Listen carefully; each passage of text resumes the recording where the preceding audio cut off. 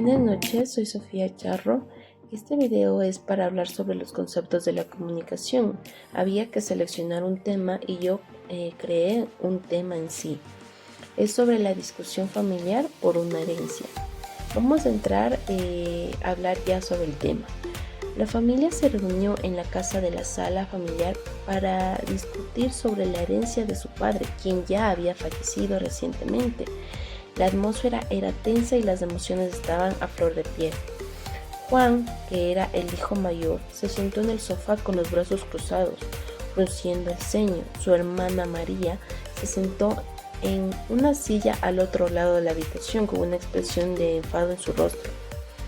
¿Cómo vamos a dividir la herencia?, preguntó Juan con un tono de agresividad.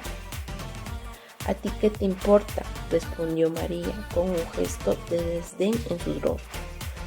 Tú siempre te salías con la tuya cuando papá estaba vivo. Ahora no vas a empezar a discutir por todos nosotros, dijo María. La discusión se intensificó con ambos hermanos hablando al mismo tiempo y sin escuchar lo que el otro decía. Su madre, sentada en un rincón de la habitación, se cubría su cara con las manos intentando ocultar su desesperación.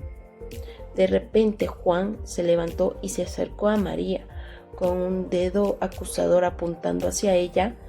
Tú siempre has sido la favorita de papá. Siempre te ha dado todo lo que querías. María se puso de pie con los puños cerrados.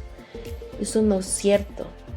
Papá siempre fue justo con todos nosotros, dijo María. La discusión se convirtió en un grito con ambos hermanos gritando, gesticulando. La madre se levantó y se puso en medio de ellos intentando calmarlos. ¡Basta!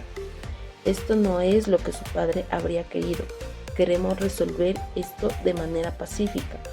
Pero era demasiado tarde. La discusión había llegado a un punto en el que nadie estaba dispuesto a escuchar al otro. La comunicación no verbal había tomado control sobre el tema y la barrera de la ira y el resentimiento había bloqueado cualquier intento de comunicación asertiva entre ellos.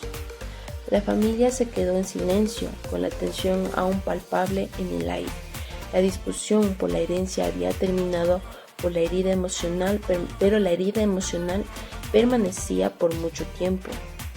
Al analizar de la comunicación no verbal y las barreras de la comunicación asertiva, la comunicación no verbal, como el lenguaje corporal y el tono de voz, jugó un papel importante en la discusión de Juan y María.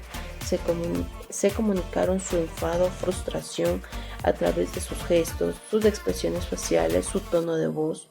La barrera de la ira y el resentimiento bloqueó cualquier intento de comunicación asertiva entre los dos. Los hermanos no estaban dispuestos a escuchar al uno al otro y en su lugar se centraron en atacarse y defenderse a sí mismos. La falta de escucha activa y la incapacidad para expresar sentimientos de manera clara y respetuosa contribuyeron a que el conflicto se intensifique mucho más. Poniendo aquí una comunicación asertiva, podemos poner que antes de que Juan actuara y diera esa pregunta con un tono de agresividad, pudo haber hecho Juan otro tipo de pregunta, como que si ya estamos aquí todos reunidos, podemos tratar de dialogar y tratar de llegar a un punto de reflexión en cómo se dividirá cada bien de nuestro padre o de la herencia. Y a lo mismo que María, viendo que el tono de Juan era mucho más pacífico, ella hubiera respondido de diferente manera, no con un tono de agresividad, no con un tono en forma defensiva y no tratar de intensificar más la pelea. Esto podría haber llegado a una comunicación asertiva, pero lo cual no llegó.